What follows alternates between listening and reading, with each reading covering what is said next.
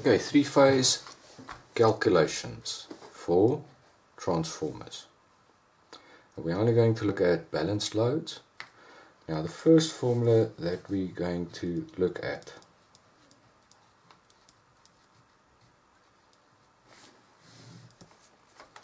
is my ratio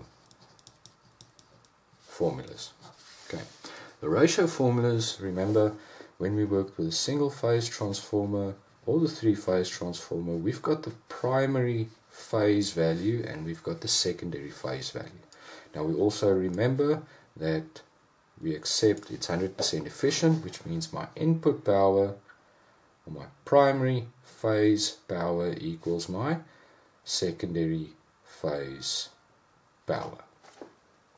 As a result, we remember power is the voltage times the current.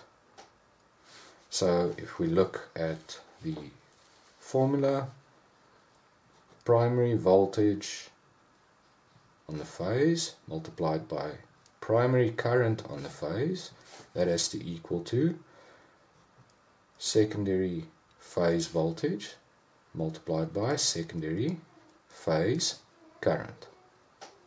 So if we rewrite this to put all the voltages on the left and all the currents on the right, we see phase voltage primary divided by phase voltage on the secondary is equal to secondary phase current divided by primary phase current. So we can see that the current and the voltage are inverse to each other. So if the voltage is stepped up, my current is stepped down, and that's in order to keep my power relationship equal.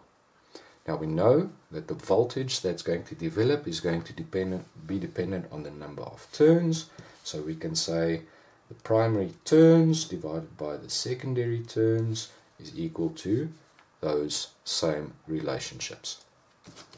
And when it comes to calculating the line and the phase current and voltages, we have to remember the star and the delta calculations that we learned from in the generators. In star, we know that line current is equal to phase current. Primary and secondary does not matter. For the delta system, I know that my phase voltage and my line voltage are going to be equal. For my star, I know that the line voltage is equal to square root of 3 times the phase voltage. And I know for delta that my line current is the square root of 3 multiplied by the phase current. Okay, again, these values are applied irrespective of primary or secondary. When it comes to power, we learned that the power is the voltage times the current, but I'm not incorporating the phase angle or the power factor over there, so I'm ignoring that. So this is technically my apparent power. My phase or my line value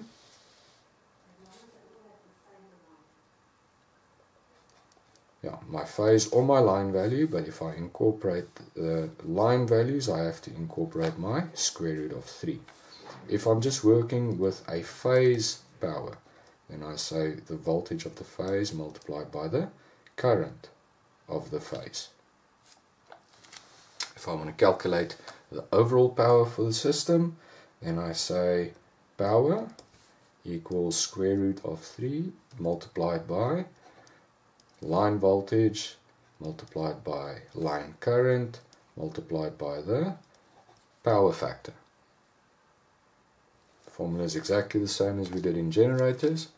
For a single phase powers calculation, phase voltage, phase current multiplied by the power factor.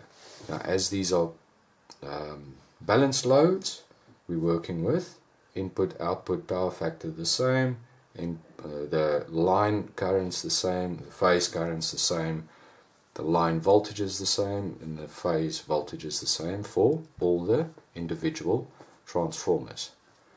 Power factor, we remember, equals the true power divided by the apparent power.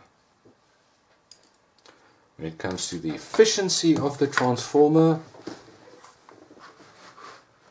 we work it the same as we did for the generators.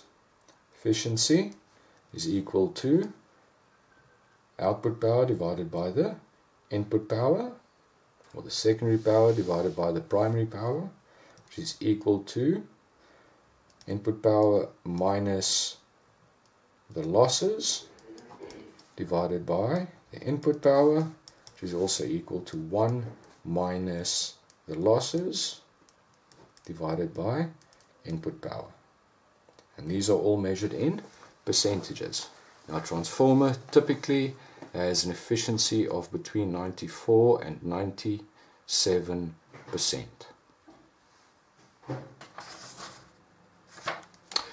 Now, we've looked at the different configurations of transformers, and we saw that it can be connected in star star, star delta, delta star, or delta delta. Now, when it comes to the wiring of the transformer, we need to consider those as well. I'm just going to make it simple. I'm going to give an example of the configurations for a star and the configurations for a delta, and depending on which configuration we need, star star or star delta for example, you can then just mix and match the wiring. So for a star configuration, we've got our turns. Now let's make this the delta configuration. Delta configuration and the star configuration. We've got our 3 coils.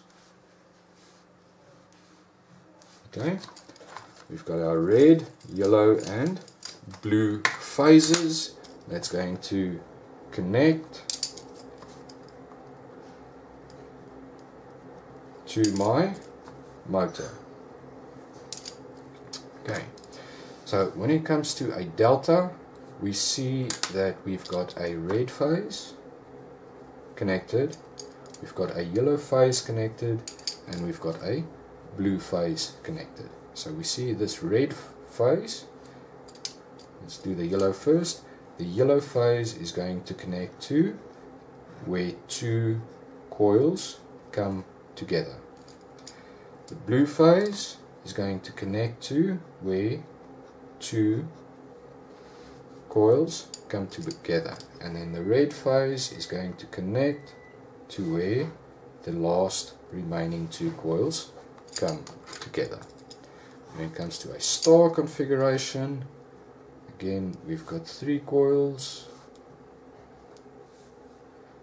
Okay, my red phase connects to 1 coil, my yellow phase connects to 1 coil, and my blue phase connects to 1 coil.